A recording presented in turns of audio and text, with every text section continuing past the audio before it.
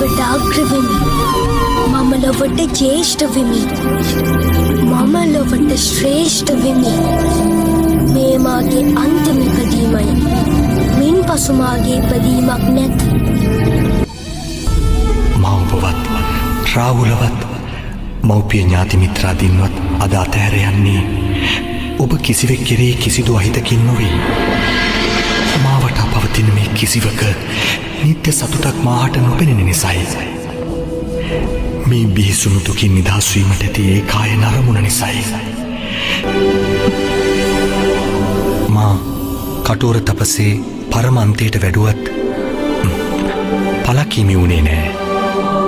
මාත් නිෂ්පල වූ මාර්ගයක් එය.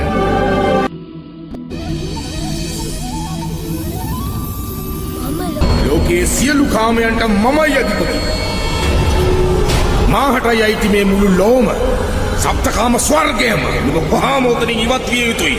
මා ලොවත් හරින්නෙක්. ඔබේ අනකිරීමට බියෙන් අත්හැරිය නොහැකි මා සතු අරමුණ. දෙව් මිනිසුන් සහිත ලෝක සත්වයාට මෙම ගෝර කටුක සංසාරයෙන් එතරවීම සඳහා වන ඒකායන නිර්වාණ මාර්ගය විවර කර දුන්සේක.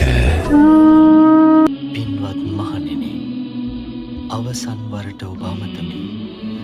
සියලු සංස්කාරයෝ නැසෙන සුළුය. නොපමාව කුසල් දහම් වඩන්න.